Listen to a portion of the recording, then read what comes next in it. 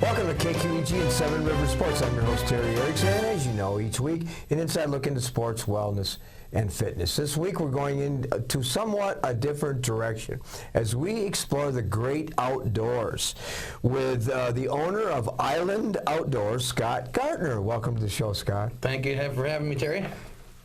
My relationship with Scott Gartner goes way, way back. I first met Scott as we introduced Scott Gartner to the television audience. I first met Scott as a young athlete at the club, and those experiences kind of led to a friendship that's continued. But you started at the club, you were a multi-sport athlete. Talk about some of those memories. Well, I'm still 5'7", and I was 5'7" when I was 12, so I was like the giant, you know, and I'd mow people down, and then as school went on and everyone caught up to me, pretty soon I was getting mowed over. So my experience at the club was when I was at my prime, like 12 years old to 14, a lot of good times, maybe 15. Played a lot of good ball. We had competitive teams, but I just never grew anymore after that. Well, you grew in a variety of other ways. Thank you. But you didn't really, just to kind of clarify what you were talking about, you were an exceptional football player.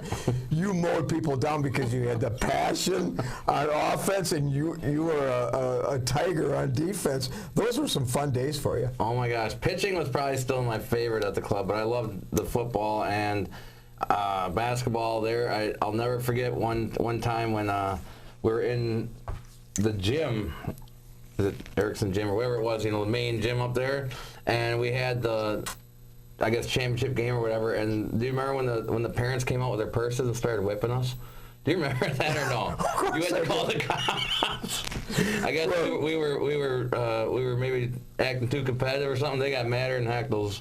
Well, I mean, you were a part of a lot of good teams, and it was fun to coach you. But then your interest continued at Logan because you had some success there, both academically and athletically. Yeah, when it was like freshman year, they actually started pitching me in what would be the rotation, you know what I mean, of the senior or varsity, you know, and so that was pretty cool. But like I said, I think everybody was waiting for me to get to that 5'10" and 6 feet, you know, and just never progressed. So like after my sophomore year, I had to go have some stuff done on my arm, and I just never made it back to pitching again. I guess I didn't get back into the baseball thing. So then it was basketball and football, and then I can't remember what happened, but junior year was my last year of football, and then I decided to be a fisherman and a canoer and a kayaker.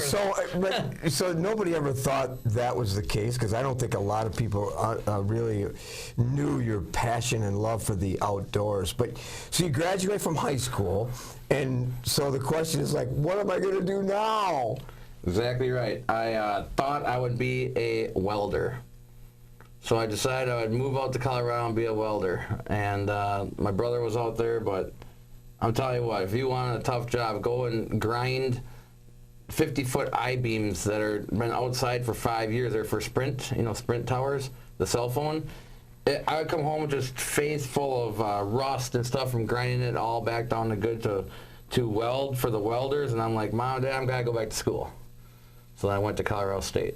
So a learning experience, you stepped into the unknown to become a welder, from a Logan High School athlete to a welder in Colorado. Quite an interesting journey. And then like all of a sudden you wake up one morning, you can't get the rust off anymore, you're thinking, this is not what I want to do the rest of my life. 100%. I remember calling them like, this is not it. So my older brother was out there, so I got everything together, came back to a 2-year degree in Madison, and then that led me to a 4-year school, Colorado State, out in Fort Collins. But when you have an idea that you're not going to go to college out of high school, you don't take the SAT or whatever it is. So that's why I couldn't go right to college. I went to an MATC and got the credits that got me back into a 4-year. It's fun to explore someone's personal journey on all the highlights and some lowlights of what happened during the course of that journey. But so many people talk about their passion for the outdoors when they live or journey to Utah or Colorado. And we've been out there as a family several times, and I know exactly why you become just infatuated with the outdoors of Colorado. Is that one of the things that sort of was a catalyst for what was going to happen next? I think so. I mean, when I grew up, like I said, as I became like a senior, junior, I was hanging out with Chet Hawkins a lot, and he lived next to a guy named Tom Mansour, who was a professional bass fisherman. And we were just getting way into fishing, like way. And so I started making lures in the basement and just, picking around, making a few and selling a few. And then went out west, like you said, and oh my gosh, we go up to the mountains and everything was just beautiful and fishing. And, I was a guide out there, pheasants and partridge, quail, and all this stuff. So I was outdoor all the time.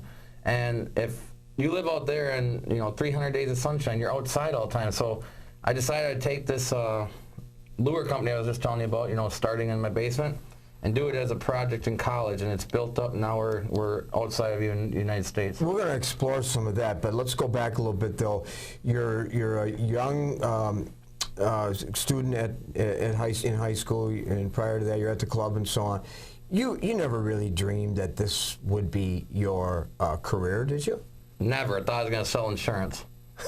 Somebody else in your family sells insurance, or sold insurance, Yeah. I should say. So you thought you might be the next Northwestern Mutual success story? Exactly. I actually did that. I did what do you call it? Where you intern? I was a college intern for Northwestern Mutual.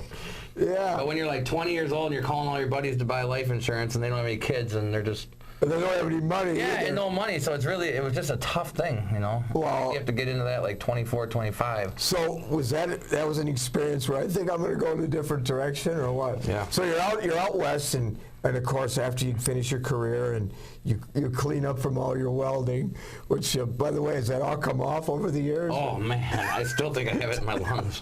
It's Took a bad. while. So now so let's fast forward then to your return to the Midwest, your return to lacrosse. All right, now what? And all of a sudden, you decide to be a sort of an entrepreneur, and you buy an old bait shop. Yep. So I come back, and I had that lure company, and I was selling to Mary at Bob's, and she was buying a lot. Mary Hauser. Mary, She was a Hauser. Anyway, I know the family. Bob Hauser, Mary Verdict. Yeah, I know the family real well. And she's like, well, if you're going to have a manufacturing company like a lure company, why don't you just have a retail too? So, you can have the shop. I want to get out. You can have your lures. You're already selling them in here. You're doing good. What the heck? Let's be a bait shop owner. I was working for Chuck Deary for like $6 an hour at the track, when I came back from college. I didn't have anything planned yet, selling my lures. And so all of a sudden, there we were. We were going to work for Mary and Bob. Okay, so you're in Bob's Bait Shop, which is, by the way, for those that haven't grown up in this area, Bob's Bait Shop now is Island Outdoors. Yes, but with the location of Bob's Bait Shop. Oh, yeah. Clinton Street. Yeah, well, Clinton Street, it's Tom Sawyer's. Tom Sawyer's. Or okay. Castaways. Yeah, but Tom Sawyer's in that, because when I grew up, Bob's Bait Shop was right in that same area. That's right. All right, so you started working there, and then the idea, what she presented to you was like, maybe you should think about taking this place over. And you're like, that wasn't in your plans at all. No, that wasn't in my plan. So I got a hold of my dad, and I'm like, Dad, I just got out of college. I don't have a lot of money. What are we going to be able to do here? He's like, well, I don't have any money, but I'll co-sign. He said, I'm not going to, front his money. We'll find you, the money, but it just has to be co-signed. And your brothers and I expect that you pay this back. And little do we know, like, we went after and we actually found it through my uncle. He had the cash. And so then we had to write up an agreement. I bought her out. But then, going back to that, you sign the papers and your hand is just shaking. So is your dad and everybody else thinking, is this really going to work? And of course, there must have been some self-doubt in your mind at that point too. I told myself I will not leave this place unless I'm sleeping. So I worked. I did not take breaks. I didn't know that businesses were being built up by the mall. When I finally left after 2 years of having my face in the door every single day, and being there, making my lures in the background, and I go home for like 6 hours, and I'd be back at 6 a.m. to start finishing touches on the lures so that my customers could come in and pick up what they had ordered. It was trying, but it was worth it, because now we're up and running. But right, and we're going to move to that next part of your journey. But that was really the secret for your success. You were the face of Bob's Bait Shop. You kept the previous customers. You were able to get new customers, and your work effort paid off, didn't it? You bet. And you can't say enough about, you need to put time in. If you think that you're going to be a business owner and work 12 hours a week, you're done. But did you feel, were you compelled to do that? Because there's no way that you certainly, I'm not going to fail. Wasn't that something you thought of every single morning when you looked in the mirror? Nobody was going to, under my watch, nobody was going to take this place down but me. So I was going to be there. It's micromanaging, whatever you want to call it, but I was going to be there. I was not going to let it fail. And look what happens. And we're going to come back and talk about the next part of that journey, to what effort and passion, perseverance, devotion, dedication, and so on means to an entrepreneur. Right after these messages, we'll talk more with Scott Gartner here on 7 Rivers Sports. With our busy lives, it's a comfort to know that we can still remember loved ones in a traditional way with a monument. Lewiston Monuments in Lewiston, Minnesota has been helping families purchase a monument for over 4 generations. You'll find a large selection of beautiful granite, marble, and bronze monuments, all at competitive prices. And they're a full-service company, so they also do straightening, cleaning, and repair of monuments. Stop in or call for a no-obligation consultation, or visit lewistonmonument.com for more information. At Schneider Heating and Air Conditioning, we have assembled a championship team who listens to what your needs are. We install carrier comfort systems that improve the comfort, efficiency, and the air quality of your home and workplace. We serve you with highly trained technicians who are prompt, friendly, and honest. For Gold Star treatment, turn to the experts, Carrier and Schneider Heating and Air Conditioning. Schneider Heating and Air Conditioning, your comfort is our business. Welcome back to 7 Rivers Sports. Special show here this week as we introduce you to Scott Gartner, owner of Island Outdoors. Well, so the journey was interesting. We talked about that in the first half of the show. You bought Bob's Bait Shop. You moved across the street, which is now Castaways. And in 2016, you took another leap of faith, because that's what it was, and you built Island Outdoors on Bainbridge, which is now an attractive location, a couple doors down from Quick Trip as you turn the corner off Clinton. And I've been in there several times. You drive by it, it's an impressive looking facility. You were growing, and you were too big for where you were at Castaways. Yeah, we basically, we were expanding, and my parking lot was being also rented out by the Tom Sawyer's owner, and those two things, I can't grow and he can't grow together. We were running out of real estate. And so my father told me, he says, Scott, we need to look for something in this area that you can move to. I got an offer on the table, and he was the landlord. I had to pay him every month. Anyway, long story short, we needed to get a bigger space, and I wanted to buy out 3 Rivers Outdoors that was moving out of the downtown area. So I kind of, everything together, we took a leap of faith. We're going to do now kayaks and canoes and fishing and, on and on. Well, let's explore that. So, as you, by the way, check this out, and we're going to give you some details at the end of the show. But if you haven't been there, after you watch this, you'll be certainly intrigued by what Scott has to offer. So, you talked about kayaking, camping, fishing. Let's start with fishing. By the way, I noticed that there's a new kind of, maybe not new, but I see a lot of people in my backyard, because I live over in your area, that are fishing off of kayak, not just boats or on the shore. But I come to you and I say to Scott, which is really what I would do, because I'm not much of a fisherman. I'd say, I want to fish. I don't know anything about fishing. I need some help. I need a good guide. I need to know about equipment, apparel. I need to start from the beginning. What are you going to tell me? Well, we always start everybody out with like the basics, just like you probably do when you're teaching basketball or whatever, right? So we get them set up with the right rod and reel and a few items that we think will catch multiple fish. Then we need to get them in the right area. And if they can't get out the bank, we can rent them a sit-on-top kayak or a canoe. That's a fairly easy way. 2 people in a canoe for $17 and go out and fish all day out back behind your house. And if we give them the right lures and set them up with a good, not expensive, but just a decent rod and reel combo, give them some lures and they're successful, guess what people that have success fishing want to do?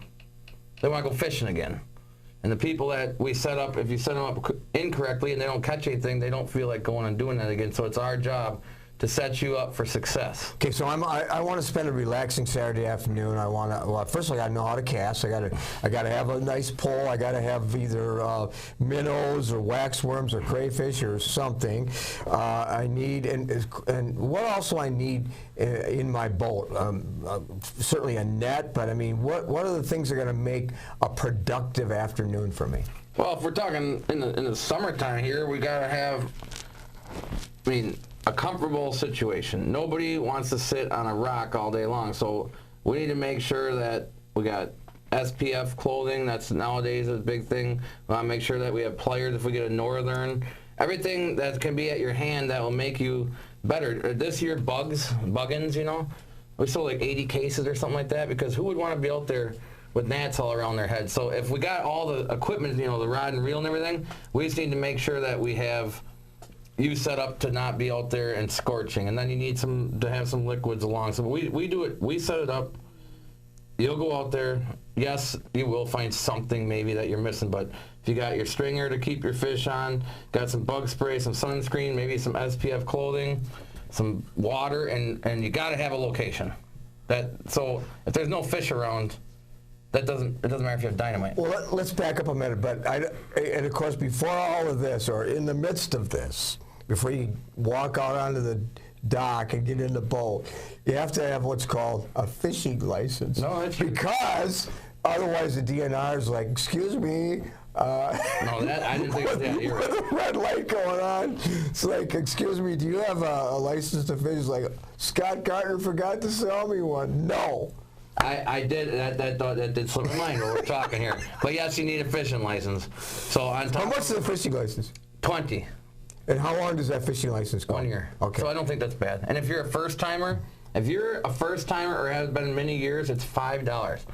$5. If you go 3 times, it's $1.66. I mean, people, they're trying to get people fishing. Yeah.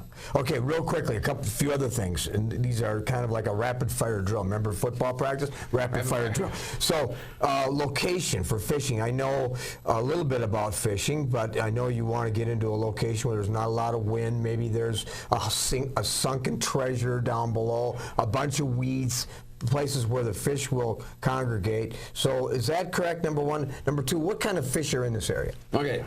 So in your area back there, we catch a lot of bass, a lot of bluegill, perch, right? We get out to the main channel, like Dresback, and we can catch a lot of walleye and, stripers. But they kind of move around. You're talking about weeds is a huge factor, huge. Fish like weeds, bait fish like weeds, it attracts the other ones. And rapid fire, we like to be around current. That's why you always see people around spillways. You know what the spillways are? You got Alaska, La Crosse, or the French Island. You guys, this is just food coming over the top, always churning up, always oxygen in there, and it's a great area. Just be quiet when you fish too, because I'm not too good at just sitting there being quiet all afternoon. I don't believe that. No, if you're in really shallow water and you're banging around, probably okay, not good. But if you're out like around a spillway and that water's just pouring in and making noise, I mean, I don't think they can tell. What about I don't know what I'm doing basically, and I say I need a guide. Can you help me with that? Yeah. No, it's just a little interesting thing on the river. It's called a 6-pack license because it's federal waterway. So we have to have certain people that can guide you. But yes, we have guides from our shop. They don't have anything to do with me. I just hook you up to go out for the day. You got any local celebrities that you've met over the years? On the fishing you're talking about? During fishing? I mean, a lot of people, I don't know if you guys, and for me, the Kevin Van Dams and the Takahiro Mori, I mean, those all make sense, but I mean, they're national top fishermen, but I don't think that mean a lot to a lot of people. So, and now you've expanded, it's kayaking, and as we sort of get towards the last part of the show, what do I need to know? I come over to you and I say, Scott, I see you got some beautiful yellow and green and so on kayaks, but I've never been in a kayak in my life. Now, I have been, but I'm just saying some people haven't. So what are you going to tell them? We just have a unique program, Terry. There's nobody else around here that gives you try before you buy. So you can come over there and you can rent up to 3 for 3 hours. So you can say, I want that yellow, that green, and that blue. No, that's simplifying it, but you get to go out there and you get to come back and try the other one. Come back, and when you figure out what you like after we explained to you the differences in the boats, if you ever buy a kayak from us, you get the money back for that rental, and you got to pick an actual kayak that you've been in so you know if you like it. Wow. I mean, that is unique, to say the least. Safety, though, that's a big factor. Fishing, camping, kayaking, whatever it is. And what do you tell your customers about that? Well, we have rules on so people start in the spring right away. Can we rent, you know? And the water has to be over 55. That's one rule for us. Had to have a vest in the kayak, okay, or canoe. And we're not going to put you in a position to, let's say, go underneath a bridge that's got suction of current. So we're going to guide you to the safest water because we're knowledgeable, and we're going to tell you if you got to follow a shoreline. And so if we give you good equipment that isn't all rotten, and we put you in an area that's going to be the safest it's going to be, and we teach you a few paddling strokes before you go, they're just, you know, and we haven't had any problems. Good. So, and what if I say, well, I've mastered the sport of fishing, I'm really good at kayaking, I think my adventurous spirit's leaning toward going camping. What are you going to tell me? Well, we're the minimalist camping company in town. So you can go just about anywhere and get a big old chair, right? Stuff like this. But if you go to us, we're going to tell you, look, we can get you everything you need, from stoves as big around as my fist to 1.5 pound chairs that fold up this big but turn into a chair. So I'm going to tell you, if you want to go on a backpacking trip like you've never been, where we have filters that you just pull water right out of the stinky Mississippi and drink that's where you want to come for us. Now, if you want to buy a tent as big as this room or something like that, that's just not where we specialize. We specialize in very minimalist camping. Okay, so if I want to go camping, but I want to make sure I get back, Scott. I want to go camping to the unknown, but I want to get back. So safety, what are you going to tell me? Well, first of all, we're going to have to get some really good, compass and stuff like that if you're going to go way out, right? That's not probably, again, that we can get you there, but I think we have to do some research if we're going to Everest or something, right? That's pretty dangerous. But I guarantee that you will have drinking water if you stop in my shop, because we have filtration systems that are the best in the world.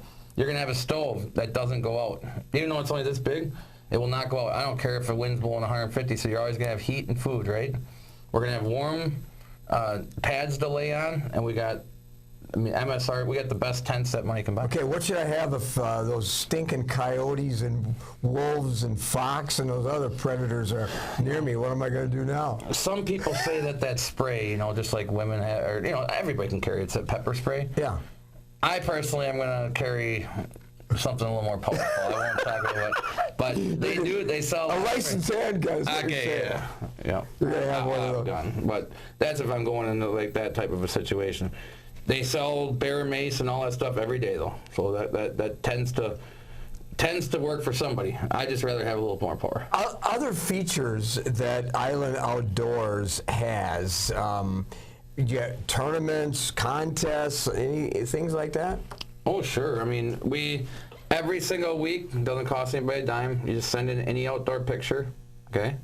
On Thursday, we have a random draw. We pick out a picture. You get gift cards. We just like to have a lot of pictures coming through our Facebook and stuff, right? People like to see a guy out with his son fishing, or a kid pulling up a fish, or just any outdoor. Or a guy on Seven Rivers Sports. There you go, or a guy on Seven Rivers Sports. So, talking about his successful, certainly career and business. But you said earlier in the show that you even have shipped some things throughout the world? Yeah, we're it was like 3 years ago we started filling some Canadian companies with our lures, okay? So that got us outside of just in America, and now some of my people that are overseas in different locations, they're also selling them under my brand name, but I don't get to see the profit really. That's kind of an interesting thing. I noticed as we close the show, you have a lot of part-time people that I recognize from the schools around here that are home from college. You have a lot of experienced people full-time. You just have a great staff, which is part of your success story.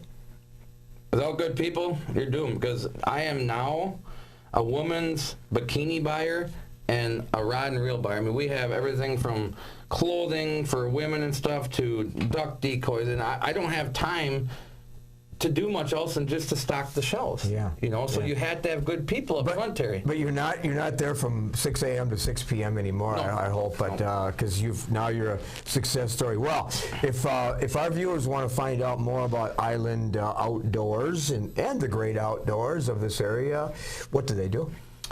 I would suggest stopping in, because we got a lot of friendly people, and they can come into Island Outdoors on 1330 Bainbridge Street. They can certainly call too. And they and you have a website that's pretty active? Yeah, we have a website, and our really active is our Facebook, Island Outdoors Facebook. I mean, that's almost updated daily.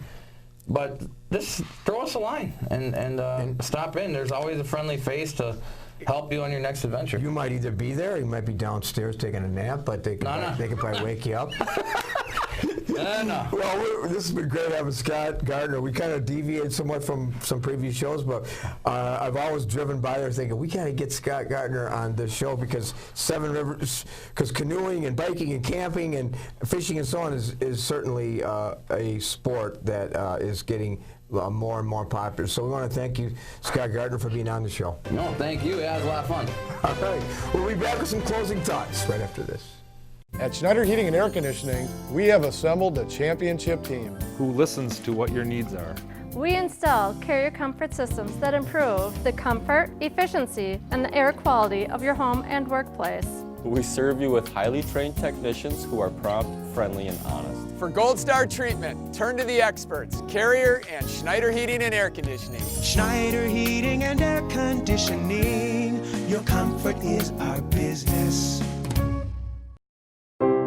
When you're faced with the decision of selecting a monument to honor someone dear to you, call Lewiston Monuments for a no-obligation consultation. Lewiston Monument is a full-service monument company, serving families in Iowa, Minnesota, and Wisconsin for over 4 generations. You'll find beautiful granite, marble, and bronze memorials, all at competitive prices. Their experts can help you design the perfect and unique memorial. Lewiston Monument. Call today or on the web at lewistonmonument.com. Welcome back to Seven Rivers Sports. I hope you enjoyed our interview. This week, our guest, Scott Gartner from Island Outdoors. Stop into his store on French Island and look at a selection of items. You'll be impressed. The Coulee region is blessed with an abundance of activities deep into the month of August and into the fall season. Consider being a part of some of those events. You'll enjoy the outdoors and what the Coulee region has to offer. We are broadening our list of guests as we look for ways to improve the show with topics and new guests. So if you have an idea, we'd love to hear from you. Check your local listings as we continue to bring in Knights of Thunder Racing every Thursday and Sunday evening at 7 p.m. Thanks for joining us this week. Next week, we introduce you to a very special Holman High School senior athlete, Livy Papadopoulos, a national champ in the sport of log rolling. You won't want to miss this show. Until next week, I'm your host, Terry Erickson, hoping you will have an active, safe, and enjoyable week ahead.